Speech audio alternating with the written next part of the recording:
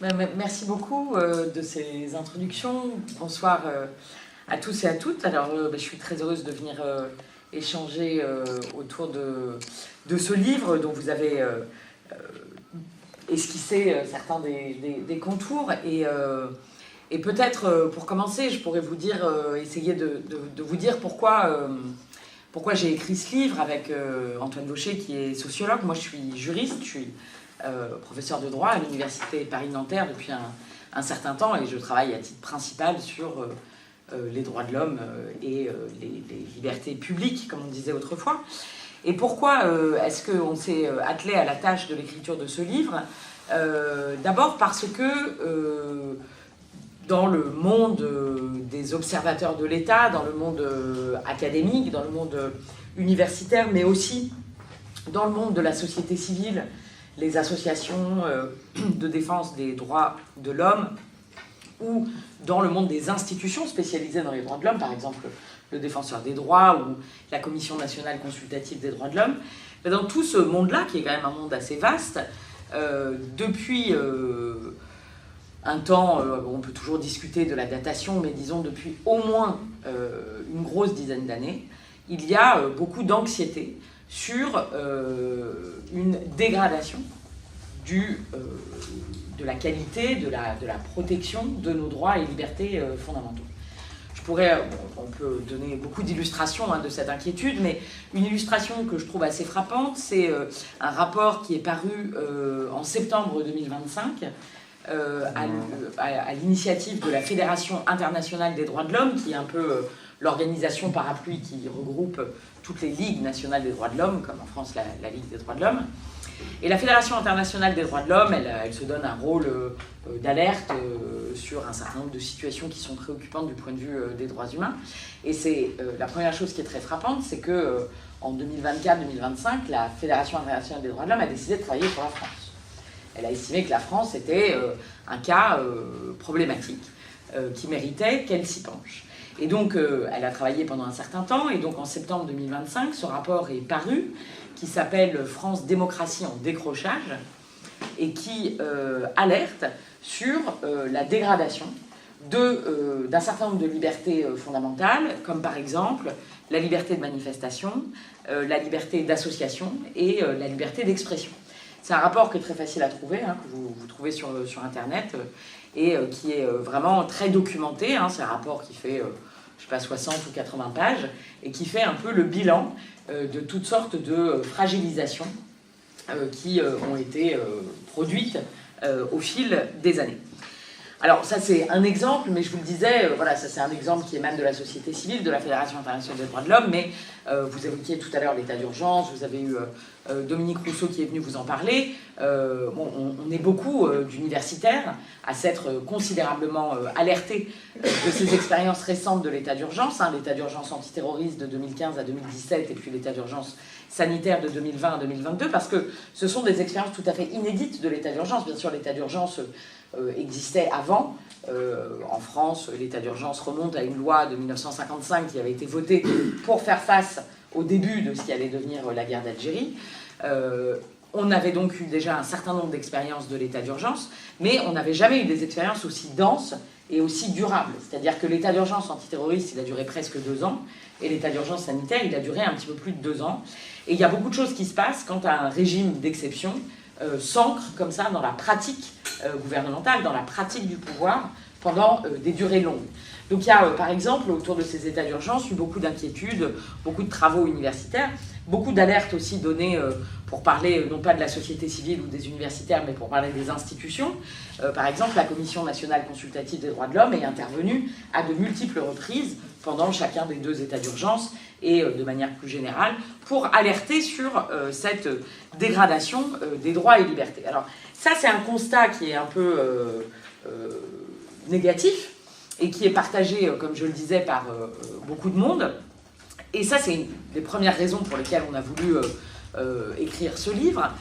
La deuxième raison, c'est une raison plus contextuelle et qui renvoie, si j'ai bien compris, à la dernière séance que vous avez eue autour du texte de Pierre-Yves Bocquet, qui est évidemment celle du contexte politique, avec des échéances de premier rang qui se profilent à l'horizon, et puis des projections qu'on connaît bien. Hein. On nous annonce depuis plusieurs années déjà un scénario qui serait déjà écrit d'une confrontation assurément avec le Rassemblement national et d'une possible victoire du Rassemblement national. Or, comme vous l'avez bien compris à l'occasion de votre dernière séance, clairement le Rassemblement national est une force politique qui n'est pas du tout inscrite dans la tradition des droits et libertés qui, disons, est devenue une tradition républicaine en France depuis un certain temps. Donc il y a évidemment cet élément de contexte qui est très important. Ce constat négatif et cet élément de contexte nous ont amené à nous poser une question qui en apparence est très simple, mais dont effectivement des pistes de réponse ont nécessité plusieurs pages, qui est est-ce que nous sommes protégés en réalité? Est-ce que nos juges, ceux qui ont la première responsabilité de garantir nos droits et libertés, d'être un contre-pouvoir en toute situation, est-ce qu'ils sont pleinement mobilisés? Est-ce qu'ils sont pleinement à la tâche de la protection de nos droits et libertés? Donc ça, c'est vraiment la question qu'on a voulu se poser d'une certaine manière en se disant, bon, si le contexte politique se dégrade et puisque de nombreuses institutions, associations, etc. tirent la sonnette d'alarme sur le fait qu'un processus de dégradation des droits et libertés est déjà enclenché, en fait, la question assez simple qui est nos droits et libertés sont-ils bien protégés devient en fait une question assez prégnante. Et pour essayer d'y répondre, on s'est intéressé en particulier, vous l'avez dit, à deux juges un peu particuliers, que sont le Conseil d'État et le Conseil constitutionnel, qu'on a appelé dans le livre les juges de l'État, parce que le Conseil d'État, disons, c'est la juridiction suprême des tribunaux administratifs, des juridictions administratives, et en gros, le Conseil d'État, c'est celui qui va vérifier que l'action administrative et gouvernementale respecte la loi. D'accord ? Donc ça, c'est la tâche du Conseil d'État. Il vérifie la compatibilité à la loi de l'action administrative et gouvernementale. Le Conseil constitutionnel, il a une autre mission, qui est de vérifier que les lois votées par le Parlement sont conformes à la Constitution. Et donc, quand on regarde l'œuvre du Conseil d'État et du Conseil constitutionnel, on regarde en réalité le travail de ces deux juridictions qui, ensemble, contrôlent l'action publique. Et donc, ça nous a paru être le bon point d'observation par rapport aux éléments de contexte que je vous rappelais. Par ailleurs, on a estimé que c'était intéressant de travailler sur ces deux juges ensemble, le Conseil d'État et le Conseil constitutionnel, pour un ensemble de raisons. Alors, il y a une raison qu'on pourrait dire géographique, qui est que ces deux juridictions siègent en fait dans le même palais, le palais royal. Si vous allez place du Palais Royal, vous voyez qu'il y a écrit Conseil d'État, et on voit un peu moins bien, mais dans l'aile gauche, quand on fait face au palais, siègent les membres du Conseil constitutionnel. Ils se partagent donc un palais, c'est évidemment là presque anecdotique ou géographique, puisqu'il y a évidemment d'autres raisons d'essayer de travailler ensemble sur ces deux institutions. La première, c'est que bien sûr, ils ont des histoires différentes, mais ils ont beaucoup de points d'imbrication. Des histoires très différentes, parce que le Conseil d'État, il a été créé par Napoléon en 1799, il a une histoire évidemment très longue, alors que le Conseil constitutionnel est une création très récente, il n'existe que depuis 1958, avec la Ve République, mais malgré tout, il y a une imbrication assez forte, puisque lorsque le Conseil constitutionnel a été créé, il y a eu vraiment des emprunts, si on peut dire, de personnel. Par exemple, le secrétaire général du Conseil constitutionnel depuis 1958 a presque toujours été un membre du Conseil d'État. Il y a une exception dans les années 60, et à vrai dire une exception depuis quelques mois, puisque je ne sais pas si vous avez suivi le différend entre le président du Conseil constitutionnel, Richard Ferrand, et la secrétaire générale issue du Conseil d'État, Aurélie Bretonneau, qui a mené à ce qu'elle présente sa démission, et elle a été remplacée par une magistrate judiciaire. Mais disons que sur l'histoire longue, il y a toujours eu un membre du Conseil d'État qui occupe les fonctions de secrétaire général du Conseil constitutionnel. Et ça, c'est pas seulement anecdotique, parce que ça a expliqué que, d'une certaine manière, les techniques juridiques, les modes de raisonnement qui sont éprouvés depuis la fin du XVIIIe siècle au Conseil d'État, se sont beaucoup retrouvés dans la jurisprudence du Conseil constitutionnel. Il y a vraiment des manières de faire, des modes de raisonnement qui sont très semblables. Donc ça, c'est, disons, une raison supplémentaire par rapport au motif géographique de travailler ensemble sur ces deux institutions. Et puis, il y en a une dernière qui est probablement la plus importante, qui est que, en fait, et le Conseil d'État et le Conseil constitutionnel, aujourd'hui, présentent la défense de nos droits et libertés comme vraiment le cœur de leur mission. Il y a vraiment, si vous vous promenez sur le site du Conseil d'État ou sur le site du Conseil constitutionnel, si vous écoutez les discours prononcés par le président du Conseil constitutionnel ou le vice-président du Conseil d'État, vous verrez qu'ils décrivent la mission première de ces institutions comme une mesure de protection de nos droits et libertés dans le cadre de l'action publique, législative pour le Conseil constitutionnel et administrative et gouvernementale pour le Conseil d'État. Alors, ça, c'est un peu les raisons pour lesquelles on a essayé de s'intéresser à cette question. Quel est en gros l'argument principal, la thèse qu'on essaye de développer dans cet ouvrage, qui est une thèse, alors vous demandiez si j'allais vous rassurer, je ne suis pas complètement sûre de pouvoir relever ce défi-là, puisque la thèse principale qu'on soutient, c'est que d'une certaine manière, le Conseil d'État et le Conseil constitutionnel sont devenus un peu indifférents à nos droits et libertés. Alors, indifférents, non pas dans le sens où ils ne s'y intéressent pas, au sens où voilà, ils ne s'en préoccuperaient pas, puisque, évidemment, que le Conseil constitutionnel et le Conseil d'État s'occupent de nos droits et libertés, ils en parlent beaucoup, comme je viens de le dire, et vous le rappeliez, il y a beaucoup de procédures qui permettent aujourd'hui à n'importe quel citoyen de s'adresser directement au Conseil d'État ou au Conseil constitutionnel. Donc, évidemment, quand on dit ils sont indifférents à la cause des droits et libertés, c'est pas du tout pour dire qu'ils n'en parlent pas, mais c'est pour dire que quand ils en parlent, ils ne font pas vraiment la différence entre nos droits et libertés et toute une série d'autres intérêts publics qu'ils prennent en compte dans le travail qui est le leur en tant que juge de la légalité pour le Conseil d'État ou juge de la constitutionnalité pour le Conseil constitutionnel. Qu'est-ce que c'est ces autres intérêts publics? Alors, parfois, c'est des intérêts qui sont formulés en termes très généraux. L'intérêt général, l'ordre public, qui jouent un rôle, l'un et l'autre, très très important dans les raisonnements qui sont déployés par le Conseil d'État et le Conseil constitutionnel. Et puis, parfois, c'est des intérêts publics beaucoup plus spécifiques.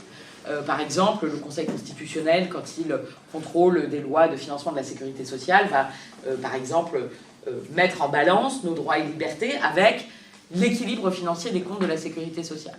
Ou, par exemple, lorsqu'il examine la constitutionnalité des mesures prises pendant la pandémie de Covid-19, il va mettre en balance nos droits et libertés avec la santé publique, l'intérêt public qui s'attache à la santé publique. Ou encore, le Conseil d'État, pour prendre un autre exemple, va, quand il doit se prononcer sur la légalité des nouveaux statuts de la Fédération française de football qui interdit aux licenciés le port de signes ou tenues par lesquelles ils expriment des convictions religieuses, il va mettre la liberté religieuse en balance avec le bon fonctionnement du service public des compétitions sportives. Donc vous voyez, en fait, il y a énormément d'intérêts publics divers, très généraux, l'intérêt général, ou très spécifiques, le bon fonctionnement du service public des compétitions sportives, qui, dans le raisonnement déployé par le Conseil d'État et le Conseil constitutionnel, en viennent souvent en fait à être mis en balance, mis en compétition, mis en concurrence avec nos droits et libertés. Et la conséquence de ça, c'est qu'en fait, nos droits et libertés n'ont pas vraiment un statut spécial dans le raisonnement qui est déployé par le Conseil d'État et le Conseil constitutionnel. Et pourquoi est-ce que ça nous paraît intéressant?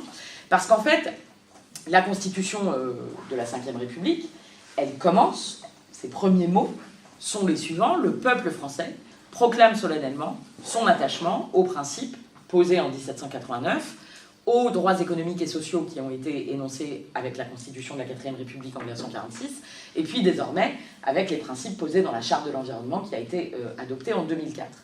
Et il nous semble raisonnable de faire l'hypothèse que la Constitution, par le fait même qu'elle commence par ces principes-là, qu'elle commence par rappeler que le peuple français proclame son attachement à ces principes-là, ben, ce n'est pas des principes complètement comme les autres. C'est-à-dire ce sont des principes qui sont au frontispice de l'ordre politique, du régime politique que la Constitution crée. Et de cette manière, il est peut-être un peu problématique, et c'est pourquoi on essaye d'aller voir dans le détail ce qui se passe, de voir cette manière dont nos droits et libertés sont traités de la même manière que toute une série d'autres intérêts publics qui n'ont pas forcément, sont pas forcément proclamés dans la Constitution, et surtout dont ces juges, nos juges de l'État, ont un peu la maîtrise, ils ont un peu le contrôle. Et l'exemple que vous preniez sur la 69, alors j'ai pas lu la décision qui a été rendue en fin d'après-midi, mais Oui, ça j'ai bien compris, mais je n'ai pas lu le détail du raisonnement. Mais c'est effectivement très intéressant de voir qu'on a ici un projet de grande infrastructure qui soulève un certain nombre d'interrogations du point de vue de sa compatibilité avec les règles environnementales et les règles urbanistiques, à telle enseigne que les travaux avaient été suspendus par le tribunal administratif en première instance. Et la Cour administrative d'appel de Toulouse, il y a quelques mois, et aujourd'hui donc le Conseil d'État, sont finalement revenus sur cette idée. Et le raisonnement, alors je ne sais pas, j'ai pas lu la décision du Conseil d'État, mais devant la Cour administrative d'appel, le raisonnement, c'était de dire, il y a effectivement des enjeux sur l'environnement, etc. Il y a des droits environnementaux qui sont mis en cause par ce type de projet, mais on doit lire ce type de projet au regard des raisons impératives d'intérêt public qui s'attachent à tout ce qui relève de l'aménagement du territoire, etc. Donc vous voyez, là aussi, on a quelque chose de l'ordre de la mise en balance qui opère. Et du coup, peut-être une citation pour illustrer l'importance de cette manière de raisonner. C'est vraiment très intéressant de voir que ces deux juges, lorsqu'ils mobilisent toute une série d'intérêts publics pour voir si et dans quelle mesure la protection des droits et libertés doit céder devant eux ou non, en réalité, quand ils font ça, ces juges de l'État, ils font en fait plus une action de gouvernant, c'est-à-dire qu'ils prennent des décisions relatives à l'action publique, qu'ils ne se positionnent comme juges qui ne raisonneraient que dans les stricts termes de la rationalité juridique. Et peut-être une citation, je le disais, Pierre Mazeaud, par exemple, qui a été le président du Conseil constitutionnel de 2004 à 2007, faisant le bilan de son mandat de président du Conseil constitutionnel, se félicite que le Conseil constitutionnel, pendant la période où il y était, ait évité l'écueil, je cite, de l'abstraction, de l'absolutisme des principes, d'un certain fondamentalisme des droits, grâce, dit-il encore, à une retenue dans l'intensité du contrôle, en recherchant toujours un ancrage textuel, en prenant appui sur les droits étrangers, et en faisant toute sa place à l'intérêt général dans le système de valeurs constitutionnelles. Donc vous voyez qu'on a ici un message que je trouve très intéressant, où le président du Conseil constitutionnel nous dit, dans un message positif, un bilan positif sur l'action du Conseil constitutionnel, il dit on a évité le fondamentalisme des droits, et on n'a jamais oublié les impératifs de l'intérêt général. Et donc, c'est un peu ça. Alors, vous voyez, on entend souvent parler de gouvernement des juges, de juges qui viendraient justement, au nom des droits, entraver l'action publique. Nous, en réalité, en regardant les choses d'un peu près et un peu sur la longue durée, il nous semble qu'on peut faire un diagnostic bien différent, qui est que, bien plus qu'on a un gouvernement des juges, on a des gouvernants qui nous jugent, c'est-à-dire des gouvernants qui occupent la fonction de juge et qui, pour ce faire, raisonnent avec les outils de l'action publique, avec les outils du gouvernement, en faisant attention à l'intérêt général, à l'intérêt impératif majeur de la 69, etc. Alors, une des raisons pourquoi, faisant ce constat, on s'est demandé pourquoi, comment est-ce qu'on peut expliquer que le Conseil d'État, le Conseil constitutionnel, ait un mode de raisonnement aussi marqué par les impératifs de l'action publique, au moins aussi largement que par la protection des droits. Et c'est vrai que, de ce point de vue, dans une perspective à la fois historique et sociologique, il nous a semblé intéressant de souligner un certain nombre de spécificités de ces institutions que sont le Conseil d'État et le Conseil constitutionnel. Le Conseil d'État et le Conseil constitutionnel, vous le savez peut-être, ne sont pas composés de magistrats. Les personnes qui siègent au Conseil d'État ou au Conseil constitutionnel ne sont pas des magistrats. On le sait en général bien pour le Conseil constitutionnel, puisque les nominations au Conseil constitutionnel sont très politiques. Le Conseil constitutionnel, c'est 9 membres qui sont nommés à raison de 3 par le président de la République, 3 par le président de l'Assemblée nationale, 3 par le président du Sénat. Et on sait bien que la composition du Conseil constitutionnel est très politique, en ce sens que ce sont bien souvent des anciens ministres. Il y a même eu récemment jusqu'à 3 anciens premiers ministres qui siégeaient ensemble. Alain Juppé, Laurent Fabius et Lionel Jospin ont siégé ensemble. Donc vous voyez bien que quand on a 3 anciens premiers ministres dans une institution telle que le Conseil constitutionnel, on est vraiment dans une institution politique. Je ne dis pas ici politique au sens droite-gauche, ça n'est pas mon objet, mais au sens où on a vraiment ici évidemment des personnes qui, de par leur trajectoire politique, vont avoir un logiciel de raisonnement, si je puis m'exprimer ainsi, qui est très marqué par l'impératif de gouvernement, l'impératif de l'efficacité de l'action publique. Et au Conseil d'État, les choses sont évidemment un peu différentes, mais ce ne sont pas non plus des magistrats qui siègent. Le recrutement au Conseil d'État s'est fait pendant très longtemps. Alors, il y a une réforme qui a un peu changé les choses avec la suppression de l'ENA et son remplacement par l'Institut national du service public. Mais disons que sur l'histoire longue de la Ve République, le recrutement au Conseil d'État se fait dans la botte de l'ENA. Donc les personnes qui siègent au Conseil d'État sont des énarques. Et ce qui est très intéressant, c'est que le Conseil d'État, c'est à peu près un corps de 300 membres.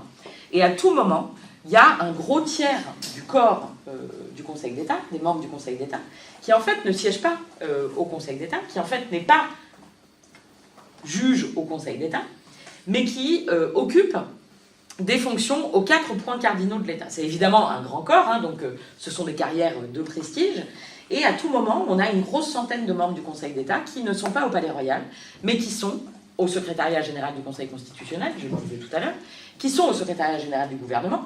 Le secrétaire général du gouvernement, qui est vraiment la tour de contrôle de l'action gouvernementale, c'est toujours un conseiller d'État, qui vont présider les directions des affaires juridiques des différents ministères. Évidemment, là encore, un rouage clé de l'action publique, qui vont présider des autorités de régulation, comme l'ARCOM par exemple, qui vont occuper comme ça toute une série de fonctions, encore une fois, à tous ces points cardinaux où se fait en fait l'action publique, où l'action publique se décline en projet de loi, en décret, etc.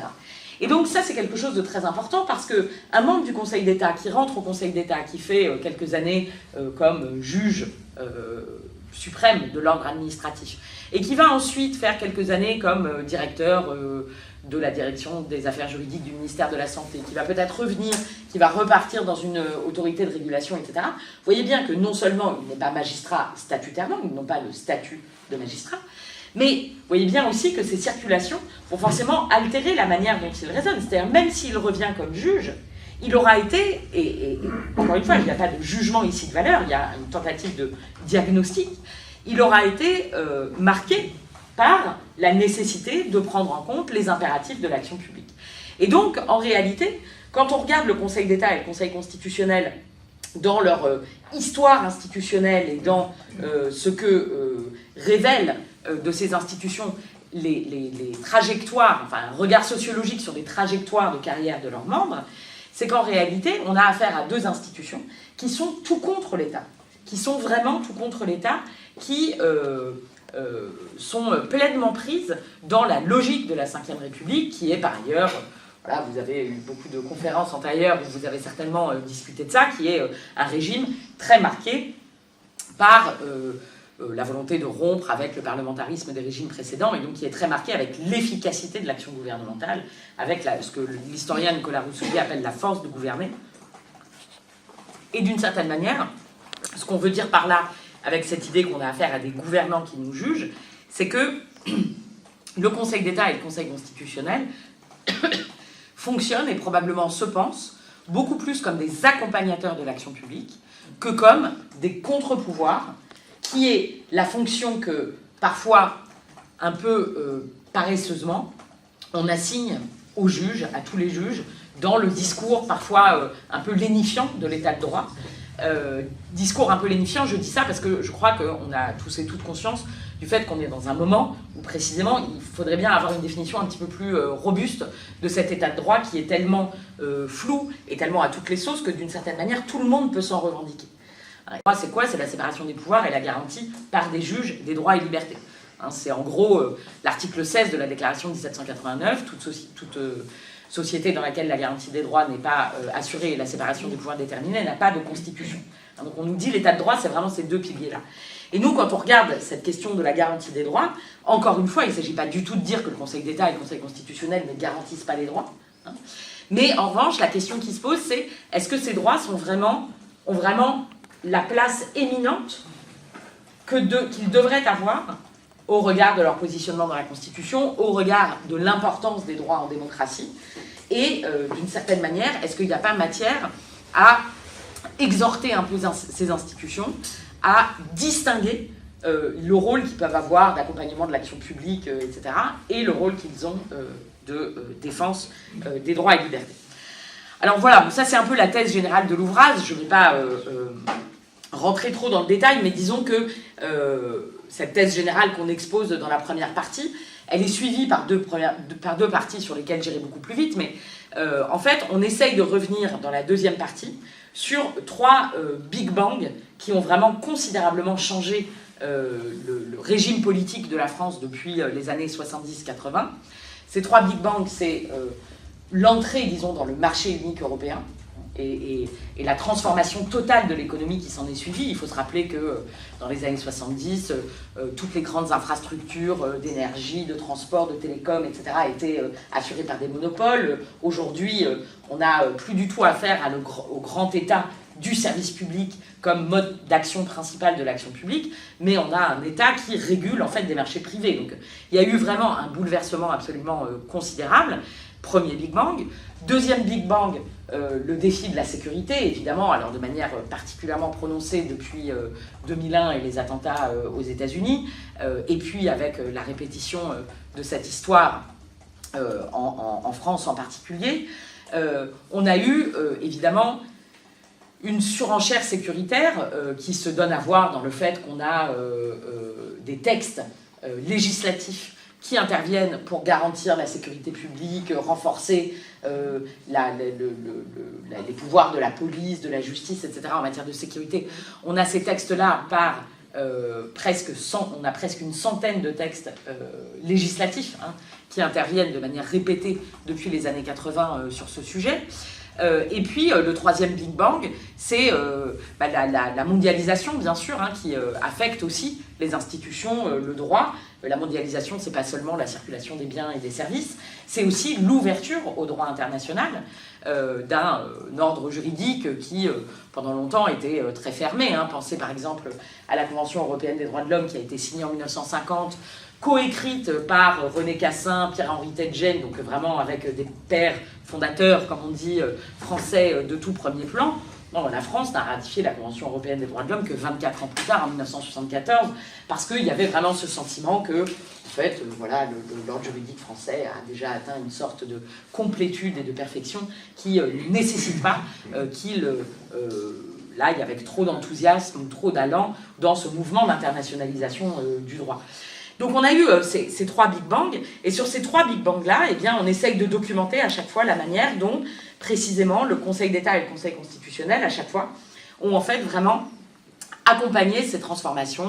Le Conseil d'État et le Conseil constitutionnel augmentant l'attachement, la valeur normative des considérations d'ordre public pour accompagner cet affermissement du paradigme sécuritaire dans la législation, contrôlant l'ouverture internationale de l'ordre juridique français, avec bien sûr des évolutions très importantes. On a un ordre juridique beaucoup plus ouvert à l'international aujourd'hui qu'auparavant, mais malgré tout, on voit qu'il continue d'y avoir beaucoup d'outils à la main du Conseil d'État et du Conseil constitutionnel pour limiter l'ouverture au droit international, et puis accompagnant complètement le tournant, l'entrée dans le marché, la soumission des personnes publiques au droit de la concurrence. Donc on a vraiment, sur tous ces sujets-là, on voit bien que ça n'a pas vraiment été des contre-pouvoirs qui ont entravé l'action publique au nom des droits et libertés, mais bien plutôt, ils ont accompagné l'action publique. Et dans la troisième partie, ce à quoi on essaye de s'intéresser, c'est ce qu'il nous en coûte en réalité, d'avoir à ce niveau-là de nos institutions, des juges qui sont aussi très dans l'accompagnement de l'action publique, dans le fait d'assurer la force de gouverner. Qu'est-ce qui nous en coûte du point de vue de la protection de nos droits et libertés? Et là, on essaye de regarder 3 sujets qui nous semblent être des défis contemporains très importants. Évidemment, le sujet de l'environnement, le sujet de l'égalité et de la non-discrimination dans une société plus plurielle qu'autrefois, et puis la question des libertés civiques, des libertés associatives, des canaux par lesquels la société civile peut faire porter sa voix. Et sur ces 3 sujets-là, notre constat est aussi un petit peu mitigé. Je prendrai juste des exemples sur le premier, puisqu'on évoquait la question de la 69. Voilà, alors évidemment, il y a des choses très importantes qui se sont passées sur le terrain de l'environnement. Il y a eu la charte de l'environnement adoptée en 2004, bien sûr. Comme je le disais, ni le Conseil constitutionnel ni le Conseil d'État ne s'en sont désintéressés. Hein. Ils ont tous les deux de nombreuses décisions par lesquelles ils affirment l'importance de la charte de l'environnement, des principes qui y sont énoncés. Mais vous voyez, il y a toujours un peu cette espèce de... il y a des affirmations de principe. Et puis, dans le cœur des raisonnements techniques qui sont déployés par le Conseil d'État et le Conseil constitutionnel, il y a quelque chose qui vient tout de suite modérer, en fait, au nom de l'efficacité de l'action publique, la force que pourraient avoir les droits environnementaux. J'en prendrai un exemple. C'est la décision qui a été rendue en août 2025 par le Conseil constitutionnel sur la loi du plomb, dont une des dispositions les plus contestées, je ne sais pas si vous en avez le souvenir, était la réintroduction des néonicotinoïdes. Et peut-être vous rappellerez-vous qu'au cœur de l'été, il faut vraiment lire le journal le 7 août pour avoir l'information, mais au cœur de l'été, le Conseil constitutionnel a censuré la loi du plomb, notamment sur cette disposition de réintroduction des néonicotinoïdes. Mais c'est très intéressant de voir en réalité ce que le Conseil constitutionnel a dit. Bien sûr, ce que la presse en a dit et que je viens de rappeler est juste, il y a eu une censure, mais pourquoi exactement ? Le Conseil constitutionnel est parti de l'article 1er de la Charte de l'environnement qui consacre le droit de vivre dans un environnement sain. Et il dit, voilà, nous avons le droit de vivre dans un environnement sain. C'est écrit dans la Constitution. Et puis, après, il regarde la manière dont le législateur du plomb avait réintroduit les néonicotinoïdes, et il dit, le problème, c'est que vous avez réintroduit les néonicotinoïdes sans préciser que c'était seulement pour certaines industries particulières, par exemple l'industrie de la betterave sucrière, qui revendique la nécessité, pour préserver la filière, de pouvoir continuer à utiliser ces produits. Et par ailleurs, vous l'avez fait cette réintroduction sans limite dans le temps. Okay ? Donc censure. Mais à contrario, ça veut dire que si demain, la même loi du plomb est votée en disant il y a une réintroduction des néonicotinoïdes pour l'industrie de la betterave sucrière pendant 18 mois, ça passera. C'est-à-dire on n'a aucun élément qui permet de dire que cela ne passerait pas. Et c'est très intéressant de voir cet élément de raisonnement du Conseil constitutionnel, mais aussi de voir quels sont les intérêts qu'il a mis dans la balance. Je vous le disais, il fait référence à l'article 1er de la Charte de l'environnement, le droit de vivre dans un environnement sain. Mais ensuite, il dit, il y a la protection des filières agricoles, l'intérêt général qui s'attache à la protection des filières agricoles. Il parle aussi de l'intérêt général qui s'attache au fait de lutter contre les distorsions de concurrence. C'est un des grands arguments de celles et ceux qui voulaient la réintroduction des néonicotinoïdes, c'est de dire, si on ne les réintroduit pas en France, il y a une distorsion de concurrence dont vont souffrir les producteurs français par rapport à d'autres pays où on peut toujours utiliser les néonicotinoïdes.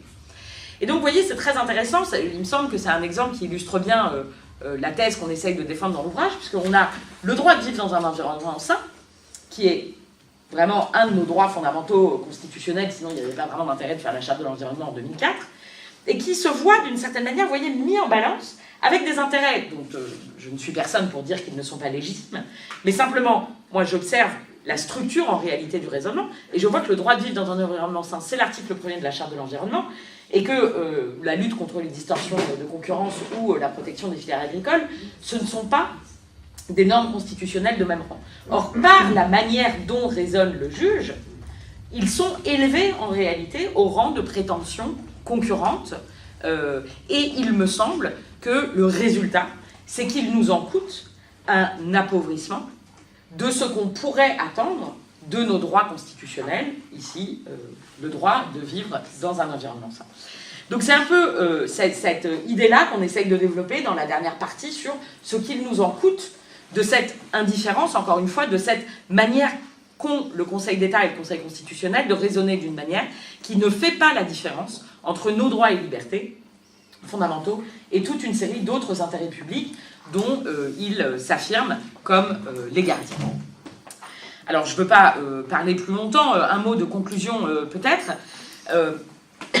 pour essayer de partager avec vous le point d'arrivée, puisque, effectivement, pas complètement réjouissant. Donc, qu'est-ce qu'on peut faire à partir de ce constat? Qu'est-ce qu'on peut faire à partir de là? Bon, clairement, notre ouvrage s'inscrit dans le cadre d'un débat plus vaste, hein, qui est très vif et qui porte... Enfin voilà, il y a un débat académique et politique d'ailleurs très vif sur le Conseil d'État et le Conseil constitutionnel. Il y a je ne sais pas combien de propositions qui ont été faites pour modifier la composition du Conseil constitutionnel, pour supprimer la possibilité pour les anciens chefs de l'État d'y siéger, pour peut-être mettre une exigence de qualification juridique pour devenir membre du Conseil constitutionnel, ce qui n'est pas le cas aujourd'hui. Il y a de manière parallèle des débats très vifs sur le Conseil d'État. Puis, comme vous avez reçu Dominique Rousseau, il fait partie de ceux qui ont les propositions les plus incisives, puisqu'il propose carrément qu'on supprime en fait le Conseil d'État tel qu'il existe aujourd'hui, qu'il y ait une partie des membres du Conseil d'État qui deviennent des magistrats et qui soient versés dans une section administrative de la Cour de cassation, et que les autres continuent à faire un travail de Conseil de l'État, mais qu'on sépare vraiment la fonction de Conseil du gouvernement et la fonction de juge. Parce que pour lui, en réalité, c'est de cette dualité de fonctions que naît une forme presque de conflit d'intérêts structurel. Donc il fait partie de ceux qui ont des propositions très radicales sur ce sujet. Donc voilà, on rappelle un peu que ce débat existe et qu'évidemment il a une valeur. Mais ce qu'on essaye de dire, et ça sera mon dernier mot, c'est qu'en réalité, il nous semble aussi que la question, elle est plus profonde, qu'en réalité, c'est pas seulement une question d'impartialité judiciaire, mais c'est aussi une question de la conception qu'on se fait en réalité de nos droits et libertés fondamentaux. Parce que ce qui est très frappant quand on regarde le discours qui est tenu, enfin les discours qui sont tenus de manière répétée par les membres et a fortiori les présidents du Conseil d'État ou du Conseil constitutionnel, c'est que très souvent ils expliquent leur fonction en disant notre rôle, c'est d'assurer la conciliation entre les droits et libertés et l'intérêt général. Je peux vous citer plein d'exemples. C'est une structure permanente de leur discours. Qu'est-ce que ça véhicule, cette idée qu'il faut concilier les droits et libertés et l'intérêt général? Ça véhicule l'idée que ce n'est pas la même chose. Ça véhicule l'idée qu'il y a une distinction entre les deux, et donc une contradiction possible. Et donc ça véhicule l'idée qu'en réalité, nos droits et libertés fondamentaux ne sont pas dans l'intérêt général. Et ça, il me semble que c'est quelque chose d'assez problématique et qui permet de pointer, et c'est ce qu'on fait dans la conclusion de l'ouvrage, au-delà des questions de réforme technique, de modifier la composition du Conseil d'État ou du Conseil constitutionnel, en réalité, ce sur quoi il faut travailler, c'est en réalité la place, l'importance de ce qu'on appelle les droits et libertés en démocratie. C'est-à-dire que si les droits et libertés sont vraiment le socle de la démocratie, alors on ne peut pas avoir des modes de raisonnement qui opposent ou distinguent les droits et libertés et l'intérêt général. Voilà un peu la thèse de l'ouvrage. J'espère ne pas avoir été trop longue. En tout cas, merci de votre attention et je suis impatiente d'échanger avec vous.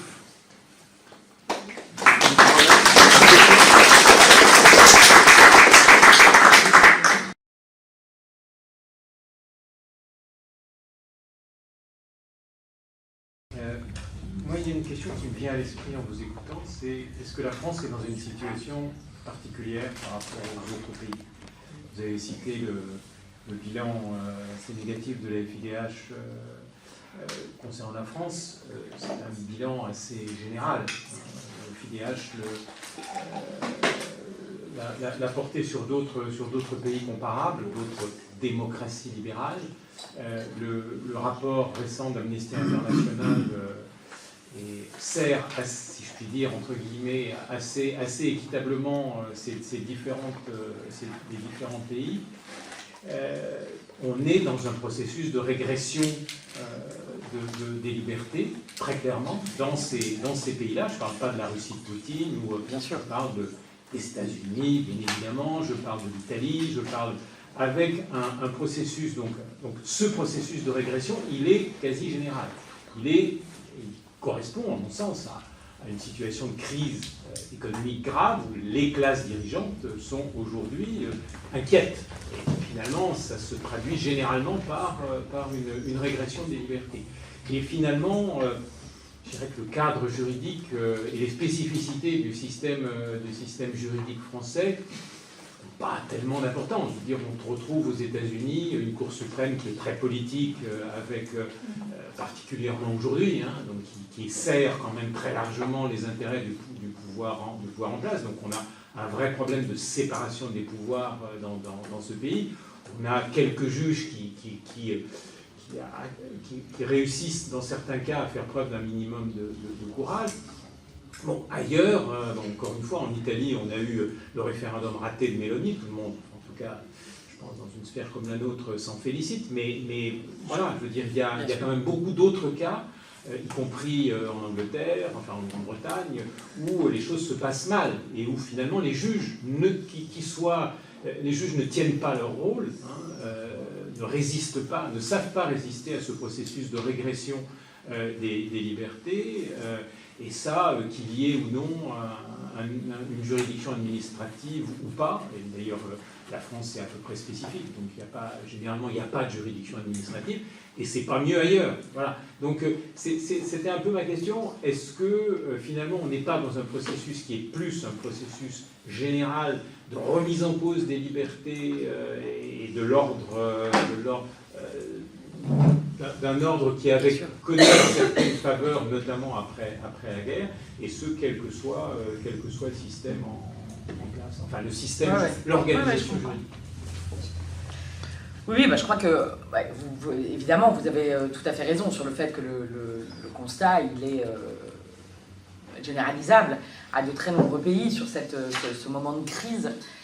Et c'est d'ailleurs bien, en fait, le sens de ce que je disais dans le dernier mot de conclusion, c'est-à-dire qu'on ne voulait pas justement s'arrêter sur cette question presque technique qui a son importance et sa légitimité, hein, sur comment est-ce qu'on peut améliorer les institutions qui sont les nôtres, les juridictions qui sont les nôtres, parce qu'effectivement, de toute façon, dans un contexte de recul démocratique que l'on diagnostique dans tous les pays que vous avez cités et d'autres encore, en fait, on ne peut pas attendre des juges qui sauvent la démocratie. Enfin, je veux dire, ça serait illusoire. Et donc c'est la raison pour laquelle, effectivement, je pense que le problème plus vaste, c'est de comprendre quel est le statut en fait des droits.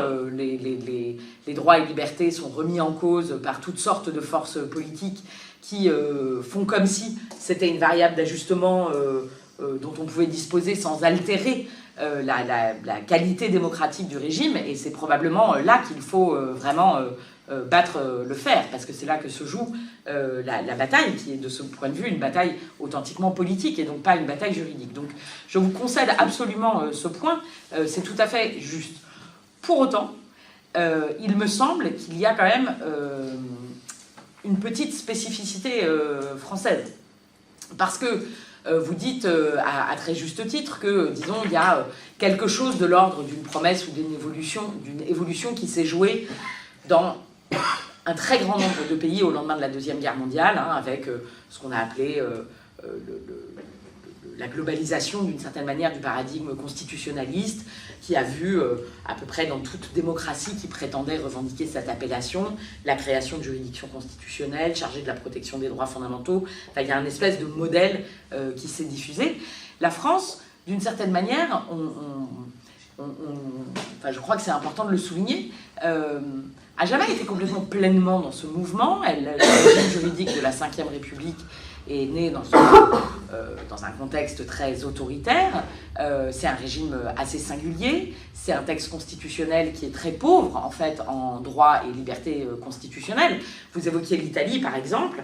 Une des raisons de l'échec du référendum de mars sur la justice en Italie, c'est vraiment cet investissement symbolique et politique énorme dont continue d'être aujourd'hui dépositaire la Constitution. Hein, les Italiens disent « la Constitution est de tous », c'est-à-dire elle n'a de sens que si elle est de tous. C'est justement un des... Enfin, Marc Lazare vous en a peut-être parlé, c'est un grand spécialiste de l'Italie, mais une des raisons pour lesquelles le référendum a échoué, c'est que précisément il a été perçu comme une volonté de partisaniser la Constitution, hein, ce qui est une rupture en fait avec le socle, enfin la promesse constitutionnelle italienne de 48. En France, en Italie, on parle de la Constitution partout, quoi. On parle de la Constitution dans la rue. La Constitution est vraiment un objet vénéré. En France, je ne dirais pas tout à fait ça. Donc il y a une histoire politique différente de la Constitution et qui se retrouve en réalité dans ce qu'on essaye de montrer, dans ce positionnement très singulier du Conseil d'État et de la Cour et du Conseil constitutionnel. Et ça a quand même un impact sur, d'une certaine manière, presque, je dirais, la qualité d'argumentation. Prenez par exemple la Cour constitutionnelle allemande. Elle a rendu en 2021, je crois, une décision très importante, puisque je me suis un peu... j'ai fait un bilan un peu sévère de la décision du Conseil constitutionnel sur la loi du plomb. Mais en Allemagne, en 2021, il y a une décision très très importante rendue par la Cour constitutionnelle fédérale sur les questions d'environnement. La Cour constitutionnelle fédérale a rendu une décision de 200 pages, je crois, avec énormément de sources scientifiques, de sources de droit comparé. La Cour constitutionnelle a travaillé pendant plusieurs années sur sa décision. Il y a une qualité d'argumentation qu'on ne retrouve jamais dans une décision du Conseil constitutionnel, pour des raisons objectives. La Constitution lui fait obligation de se prononcer dans un délai plus restreint, pour des raisons structurelles, mais qui sont aussi la traduction de choix politiques, c'est que le Conseil constitutionnel, il n'y a vraiment pas grand monde qui y travaille, c'est-à-dire que chaque juge n'a pas une armée de clerks comme on rencontre en Angleterre ou aux États-Unis. Bref, il y a toute une série d'explications qu'on peut donner, mais le résultat, c'est que l'argumentation est quand même beaucoup, beaucoup plus pauvre. Et donc, entre ça et les origines du régime, qui est quand même plus marqué par... je veux dire, les droits humains ont évidemment un statut très important dans l'histoire longue politique et constitutionnelle française. La France se targue en 1789 d'avoir illuminé le monde par la déclaration de 1789, mais... franchement, en 1958, c'est pas central quand même dans ce qui scelle le régime. Et donc on a quand même, je crois quand même qu'on est depuis longtemps en fait, dans un régime qui ne fait pas des droits et libertés quelque chose de tout à fait central, et ça se décline dans le fonctionnement structurel, argumentatif de ces institutions. Donc je ne suis pas du tout en désaccord avec vous, mais je pense néanmoins qu'il y a quelque chose en France qui aggrave un peu la situation. Une fragilité plus forte. Oui, une fragilité structurelle plus forte. Ou plutôt aborder, comme j'ai abordé votre livre, sous un angle plus historique, et qui me paraît être confirmé par le commentaire que vous venez de faire, c'est que quelqu'un comme Pierre Legendre, que naturellement vous connaissez, quelqu'un de très quelque chose sur le droit administratif et tout ça,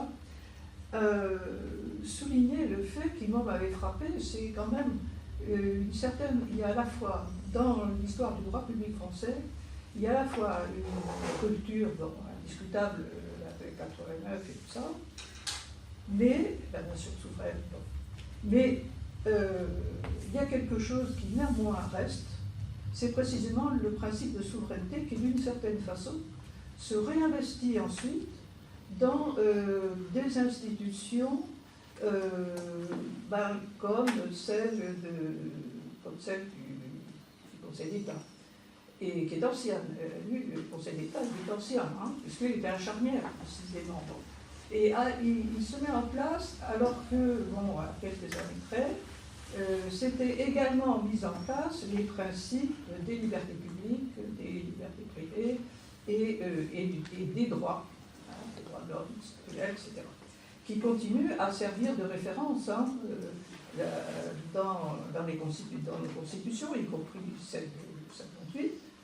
Mais il y a une sorte de, je dirais presque de chevauchement traditionnel entre une sorte d'héritage d'une conception dont on pourrait dire tous les principes sont ramassés dans la police d'Ancien Régime, la conception que théorise très bien Delamarre. C'est à ce moment-là, c'est l'efficacité, la rationalité, et dans tous les secteurs, dans les 12 matières de Delamarre, on a tout, on a toute la vie sociale. Et ensuite, le genre va même jusqu'à dire que le Conseil d'État, les légistes qui ont mis au point cette notion sur cette institution qui était neuve au début du XVIIIe,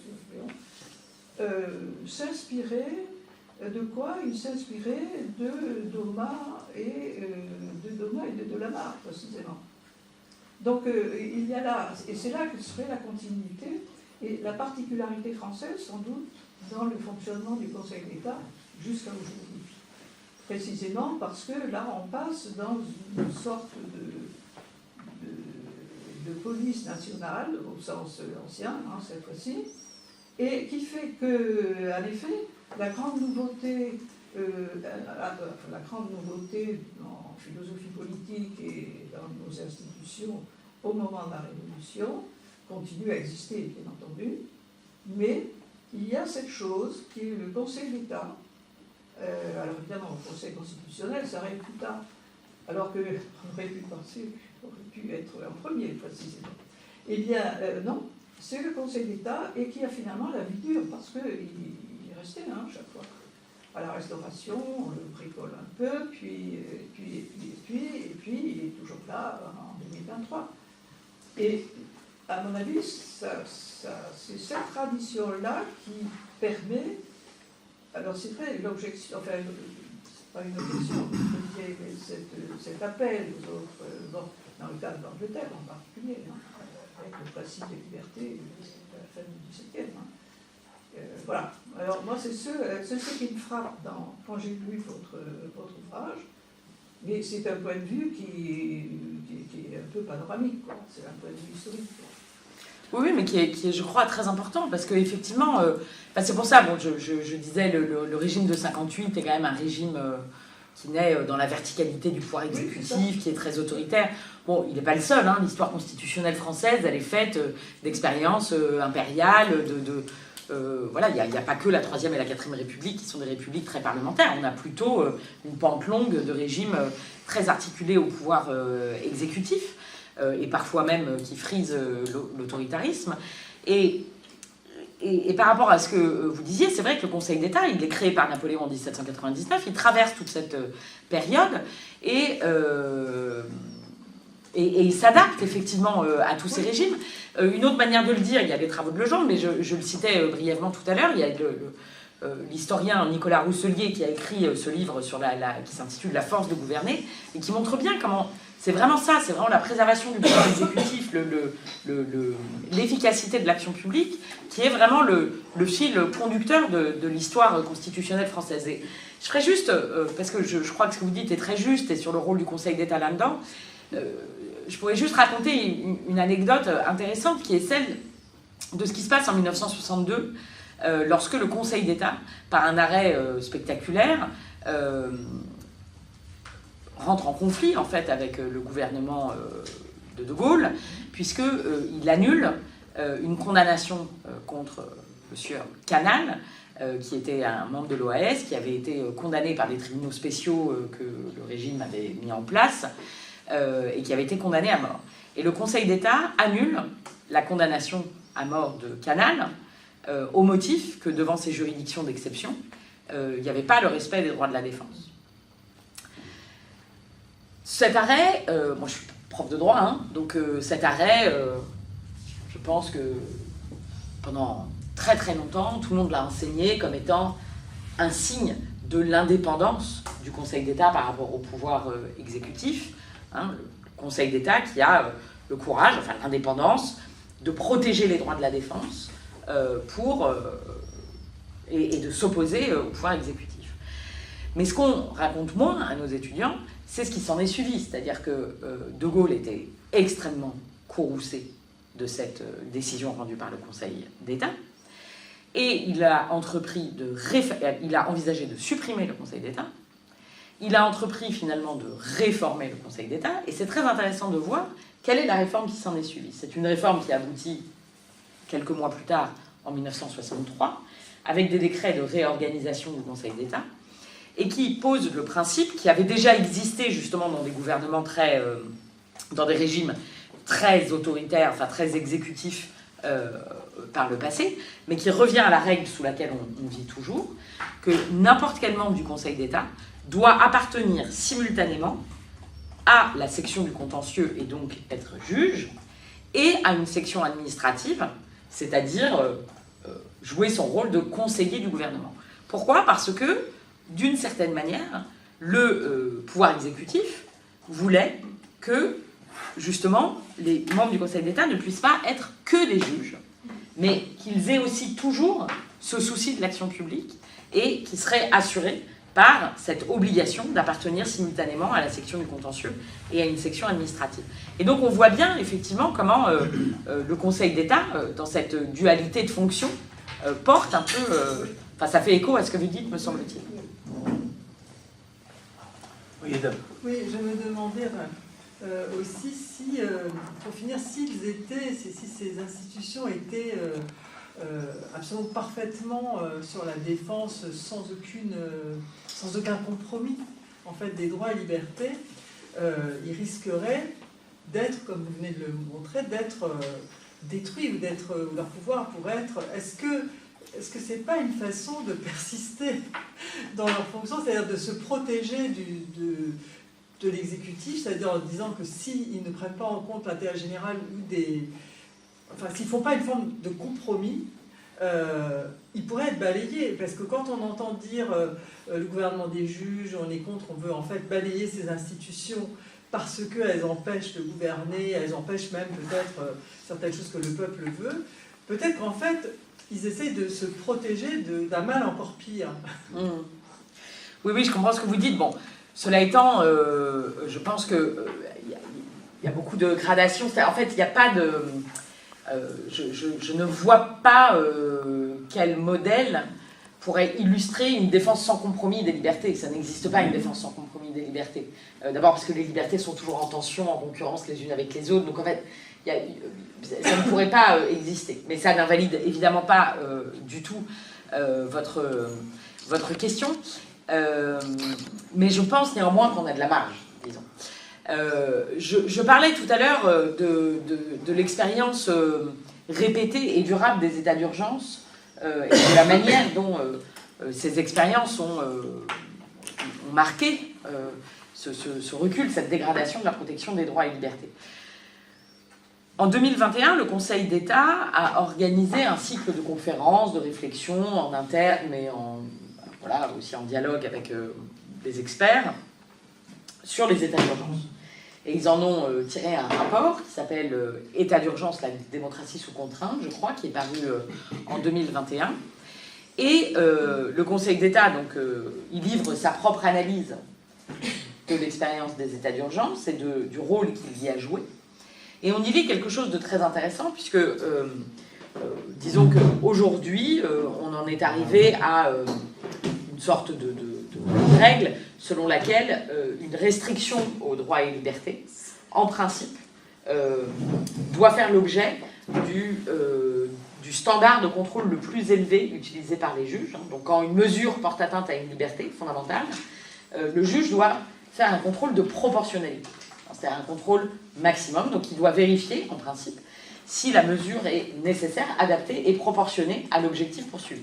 Donc l'objectif poursuivi, vous voyez, il est toujours pris en compte dans le contrôle qu'on doit faire sur les libertés, mais normalement, il vérifie si c'est nécessaire, adapté, proportionné. Le Conseil d'État écrit lui-même, donc c'est pour vous dire, c'est pas moi, c'est pas un regard extérieur qui serait excessivement critique.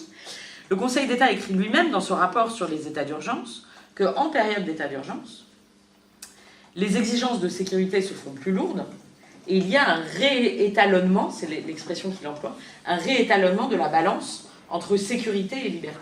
Donc, en d'autres termes, il nous dit, pendant l'état d'urgence, mon contrôle de proportionnalité, il ne fonctionne pas de la même manière. Alors, moi, on peut très bien dire que c'est ici un juge qui cherche à se préserver pour échapper au boulet de forces politiques qui voudraient de toute façon dégommer les juges et s'en débarrasser. Mais on peut aussi dire que, en réalité, c'était pas ça le deal, en fait. C'était pas ça le deal de l'état de droit, de dire, en période de crise, on va assouplir, on va relâcher nos exigences sur les standards de l'état de droit. En fait, on pourrait lire les thèses, le paradigme de l'état de droit comme commandant exactement l'inverse. C'est-à-dire que s'il y a un moment où ça sert à quelque chose d'avoir des garanties, des exigences, des standards de contrôle, etc., ben c'est bien en période de crise. C'est-à-dire c'est là qu'il ne faut pas lâcher. Vous voyez, donc je pense qu'il y a quand même quelque chose d'un peu trop oui, où les juges sont trop enclins, ces juges de l'État sont trop enclins à relâcher la bride sur l'action publique. Et je crois qu'il y a un peu mal donne par rapport à la promesse que véhicule l'État de droit sur la protection de nos droits et libertés. Quant au fait de savoir si effectivement il faut se protéger par rapport à des vents encore plus mauvais qui diraient tout simplement supprimons les juges, oui, alors évidemment, ça, loin de moi l'idée de dire que les juges, quels qu'ils soient d'ailleurs, on pourrait dire la même chose du juge judiciaire ici dont je n'ai pas parlé ce soir, loin de moi l'idée de dire qu'ils sont dans une situation simple. Mais je pense que plutôt que d'aller du côté des juges en disant oui, il faut peut-être un peu relâcher nos standards pour échapper à des menaces plus grandes, il faut plutôt porter le fer sur ceux qui dénoncent le gouvernement des juges. Et ce faisant, on voit bien qu'en fait, de dénonciation d'un gouvernement des juges, d'abord, c'est intéressant de voir que cette histoire du gouvernement des juges, elle a une histoire politique. L'expression gouvernement des juges, elle est inventée par un juriste français, Édouard Lambert, en 1921, pour dénoncer la Cour suprême américaine, dans un travail qu'il fait sur la Cour suprême américaine, qui, à l'époque, était déjà, si je puis dire, une Cour suprême très conservatrice, qui empêchait la législation sociale du New Deal et de ce qui est bon. Et, d'accord, donc, tantôt, le gouvernement des juges s'est utilisé pour dénoncer des cours conservatrices qui ne suivent pas une législation progressiste, tantôt, comme aujourd'hui, c'est plutôt l'optique inverse. Et vous verrez bien que dans les dénonciations récurrentes du gouvernement des juges, il y a en fait moins une dénonciation des juges qu'une dénonciation ou une obsession de certains terrains particuliers. L'immigration, les questions de droits sexuels et reproductifs, c'est en réalité toujours ce qui est en ligne de mire dans la dénonciation du gouvernement des juges, ou la lutte contre la corruption politique. Donc voilà, il me semble qu'il faut plutôt porter le fer là que assouplir les standards par lesquels on tient l'action publique.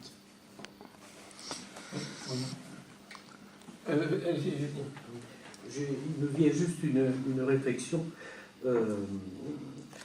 Les décisions, surtout du Conseil constitutionnel, sont parfois un peu bizarres, voire même quelquefois complètement contraires au droit. Je pense par exemple à Roland Dumas, qui a validé l'élection du président de la République à l'époque Chirac.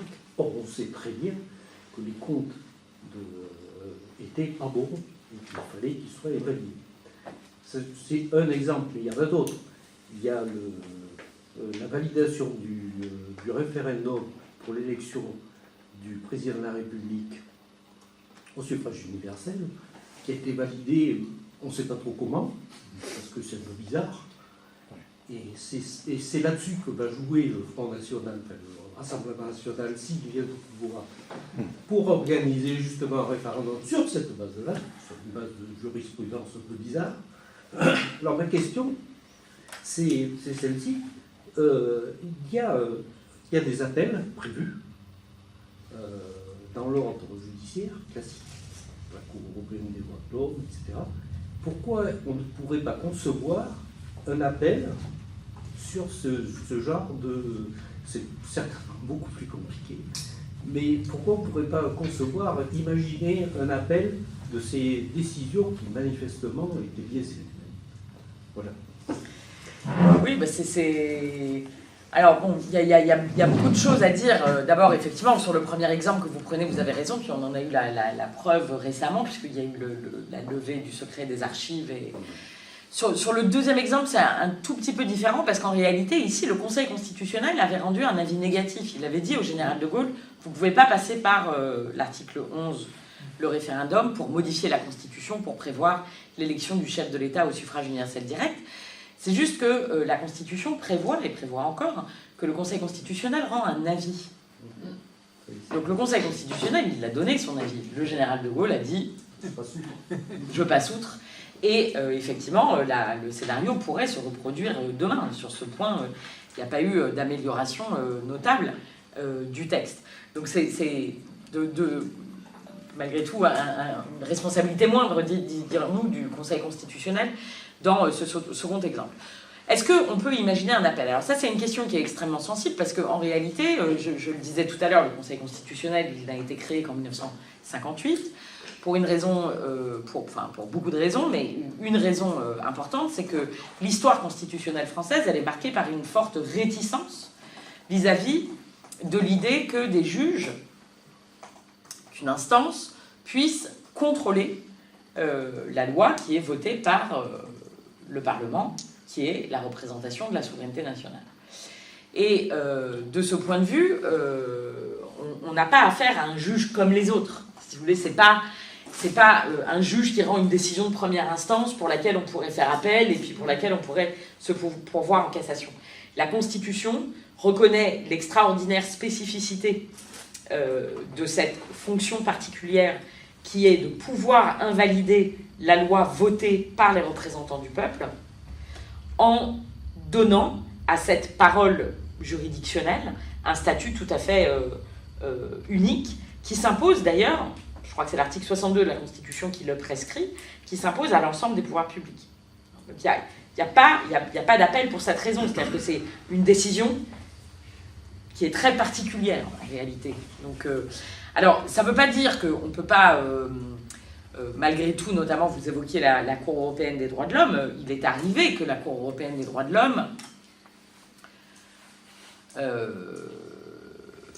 enfin, on ne peut pas saisir la Cour européenne des droits de l'homme après une décision du Conseil constitutionnel. Mais, bon, il arrive que la Cour européenne des droits de l'homme ait à se prononcer en examinant en partie des textes législatifs qui auraient voilà, été contrôlés sur d'autres aspects par le Conseil constitutionnel. Enfin voilà, il n'y a pas rien du tout, mais il n'y a pas d'appel. Ça, c'est sûr. Bernard ? Oui, c'est un peu dans la suite de cette question. Dans quelle mesure les règlements, les traités, les lois, entre guillemets, européennes peuvent être utilisées pour contrebalancer le poids du Conseil d'État, voire même du Conseil constitutionnel, même si, en effet, ils ne peuvent pas agir directement.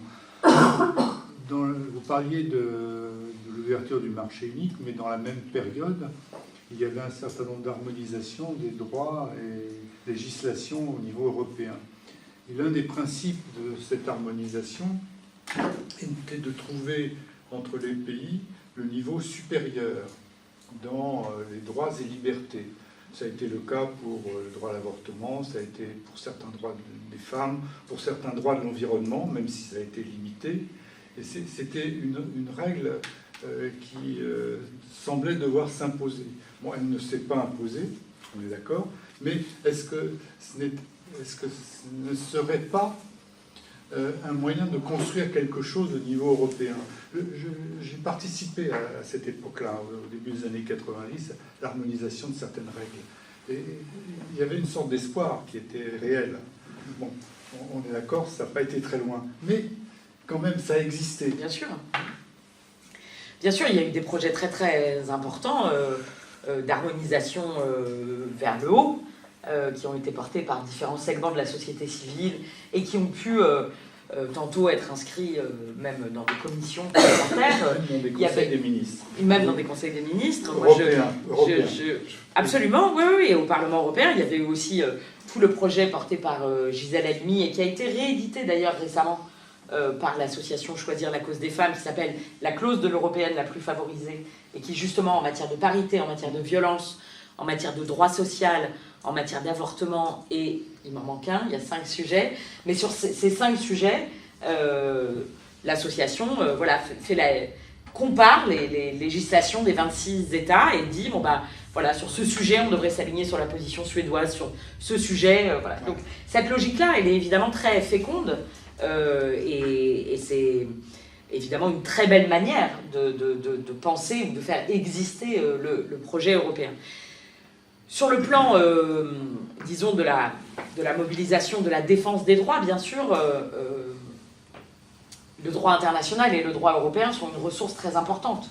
C'est-à-dire qu'aujourd'hui, un texte comme la Convention européenne des droits de l'homme, elle joue un rôle considérable, y compris devant le Conseil d'État et devant l'ensemble des juridictions administratives.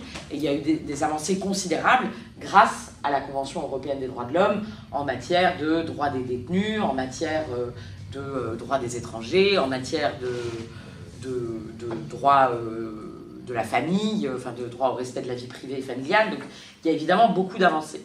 Mais là encore, si vous voulez, ce qui est très frappant, c'est que, je le disais un peu rapidement tout à l'heure, le Conseil d'État, même si depuis la fin des années 80, il a complètement changé son logiciel et il a accepté d'intégrer le droit international et le droit européen dans les normes de référence qu'il utilise pour juger de la légalité de l'action publique, il le fait parfois de manière un peu sélective. Et par exemple, je viens de dire que la Convention européenne des droits de l'homme a aujourd'hui un rôle très important dans la jurisprudence administrative, mais ce n'est pas le cas pour tout le droit international des droits de l'homme. Par exemple, vous voyez, il y a dans le cadre de l'ONU, il y a des traités très importants en matière de droits de l'homme. Je pense par exemple au pacte international relatif aux droits civils et politiques qui date de 1966, qui a créé une instance qui s'appelle le Comité des droits de l'homme, qui siège à Genève et qui rend des décisions sur la bonne application par les différents traités, les différents pays de ce pacte international relatif aux droits civils et politiques. Bah, par exemple, vous ne pouvez pas aller devant le Conseil d'État dire voilà, le Comité des droits de l'homme dit ceci, or le droit français ne suit pas, parce que le Conseil d'État vous dira le Comité des droits de l'homme n'a pas d'autorité en droit français. Vous voyez, il y a une forme de sélectivité, et c'est vrai que si aujourd'hui la Convention européenne des droits de l'homme a un rôle très important, il y a beaucoup d'autres traités internationaux où on voit bien que voilà, le pas de l'internationalisation complète n'a pas encore été franchi. J'aurais pu prendre d'autres exemples, hein, la Convention sur les droits des personnes handicapées, la Convention pour l'élimination de toutes les formes de discrimination à l'égard des femmes. Enfin, ça, c'est vraiment des textes qui sont très très peu, qui reçoivent très très peu d'écho dans la jurisprudence administrative. Alors le Conseil constitutionnel, j'en parle même pas parce que lui, il considère que le droit international, il n'a pas à s'en préoccuper.